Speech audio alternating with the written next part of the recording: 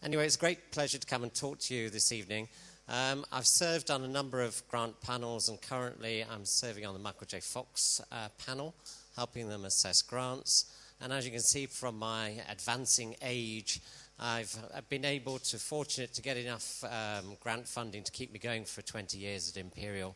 And so I've obviously looked at a number of grant applications as well. And these are some tips that I've got for how to write successful grant applications. These are not geared to any particular organization, and neither are they probably totally inclusive. But here's some comments that I have about actually writing a grant. The first thing is to carefully read the grant call. So what are the funders actually looking for, and what types of awards are they looking to make?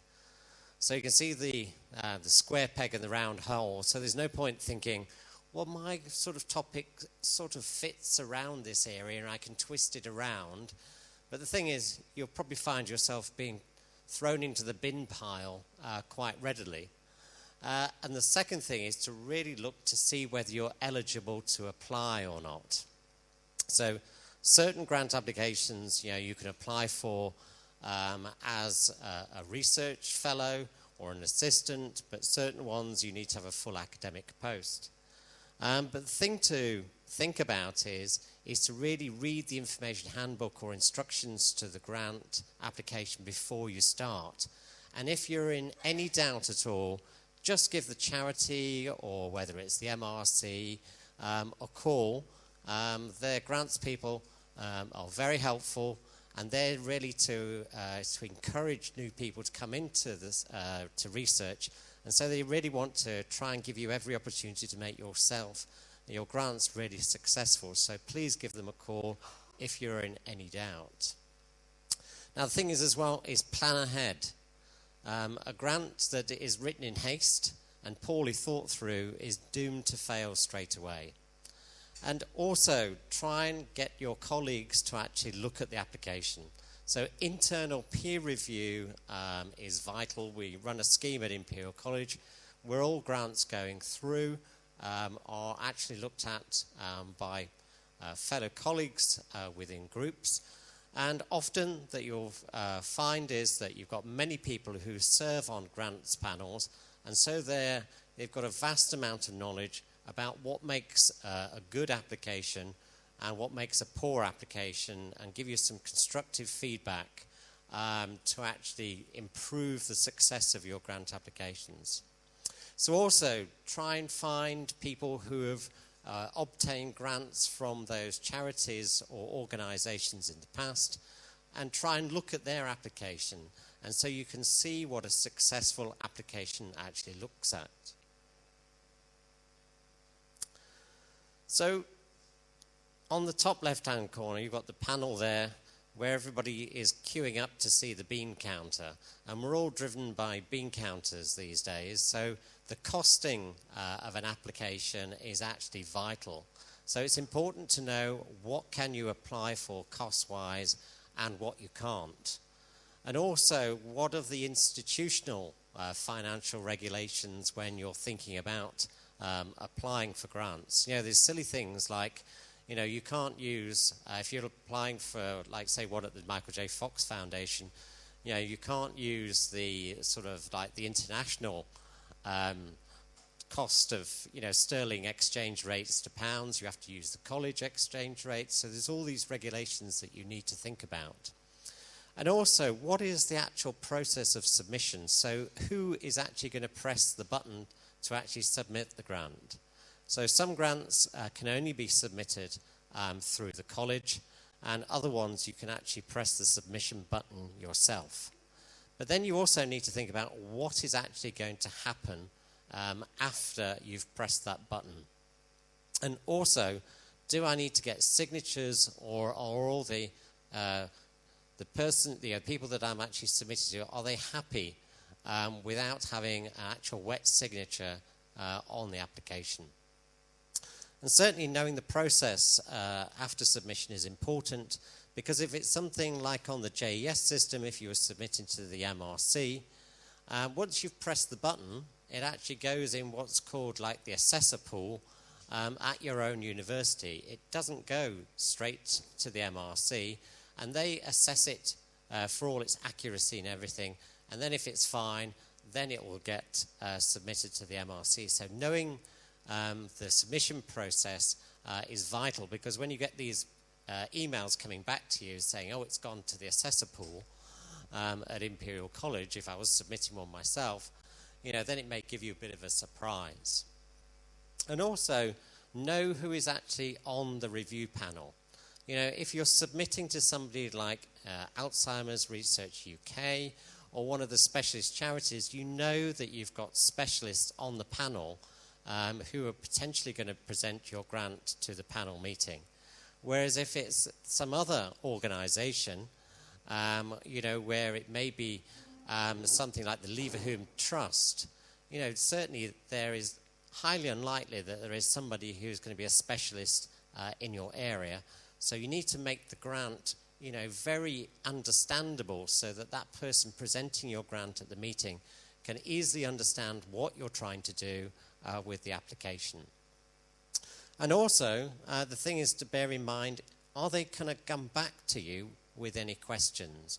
Like with the MRC and other panels like that, that if you're successful in getting through triage, what they may come back to you is that the referees have raised these comments about your application, and then you've got a very limited amount of time before it actually goes to the panel. So there's no point pressing that red button to send the grant application away and then planning a holiday for when those potential questions might come through to you. So know when those questions might come through to you. And also, several things when you're talking about, particularly about fellowships and things, will certainly involve a panel interview. So know really what you're expecting. And if you're going to have a panel interview, have a mock one at your institution. Now, the thing is, if you have a great idea, you've got to get that idea across. So you've got to have a clear hypothesis when you're writing a grant, and it's got to be supported by existing knowledge. So if you're the right person to be doing this work, i.e. you've got a good track record, you've really got to basically sing your own praises, because nobody is going to blow your trumpet for you. So we have to say that you're the right person, you've got the skills. I'm also in the right environment, and I'm bringing together all the collaborators to make a unique environment for this grant to work. And also try and make sure that your assessment mechanisms, your techniques for assessing the hypothesis are really bang up to date, that you're using state-of-the-art technologies. And don't forget that the grant should be innovative, and it's got to be novel. There's no point trying to replicate work that's is already going on in about 5 or 6 different centres. And what else have I got on there? So the thing is as well is make your grant engaging. Stress the importance of it. Stress that you're the right person for doing the job, and the research environment is great, and make it interesting for people to read, because there's nothing worse for people assessing lots and lots of grants that they are very tiresome and very difficult to actually read. So, as has been mentioned already, is to flag up any potential problems. So if you're dealing with a high-risk project, flag these problems up straight away and say, these are the risk assessment that I've performed, and if this doesn't work, this is my plan B, because it's been raised already. This is what the reviewers are going to come back saying, well, this bit of the grant is really risky. What are they going to do about it if it fails? Okay, so what about the text itself? And the thing is, if you notice the time at the top, and this is one of the key things, that don't forget, when your grant is sent out for peer review, the people that they're asking to review these grants are very limited in their time. So really what you want to do is make your grant clear, concise, easy to understand. And so then the reviewer won't have to keep going backwards and forwards in the grant to try and find out what you're trying to do, and you're more likely to get a higher score out of it. And also when it comes to the panel, the person who is going to be presenting your grant will know straight away what you're trying to do because it's nice and clearly explained within the grant.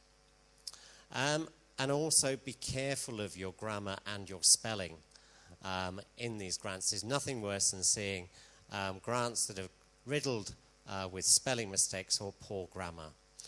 And also, if it's something that's difficult to explain, why not put a diagram in? Also, you've got those helpful Gantt charts, which will talk about the timescales.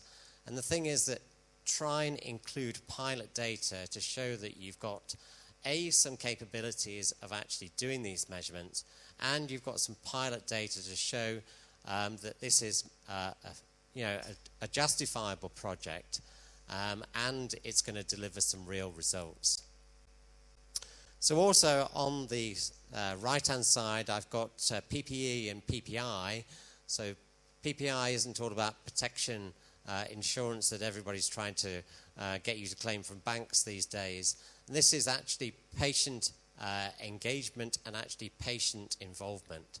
So if you're involving human studies where you're developing protocols for assessment of patients, try and speak to charities like Alzheimer's Research, Parkinson's UK. They've got lots of people who are affected by these diseases who will actually help you design the protocols.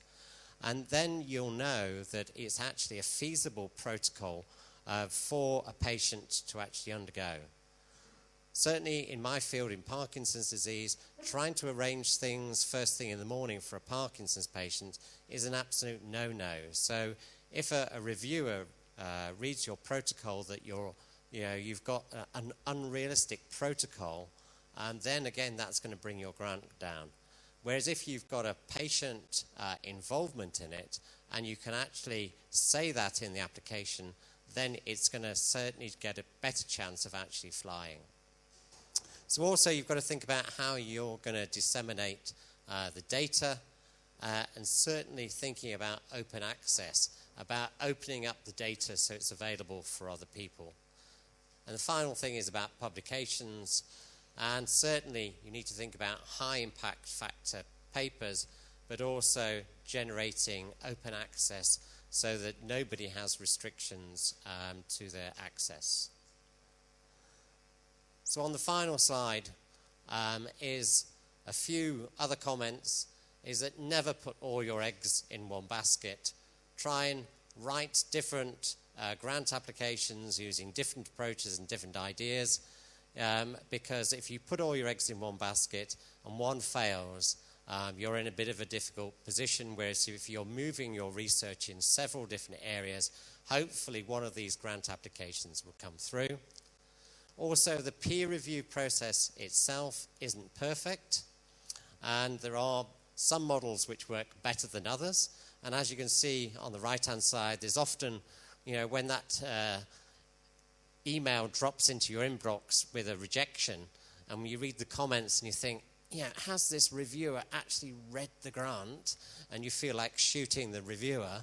The thing is, you've got to develop a tough skin, because the peer review process isn't perfect, and you will get some people who are on the other side of the fence to you as a reviewer, and they will argue things from their own personal standpoint.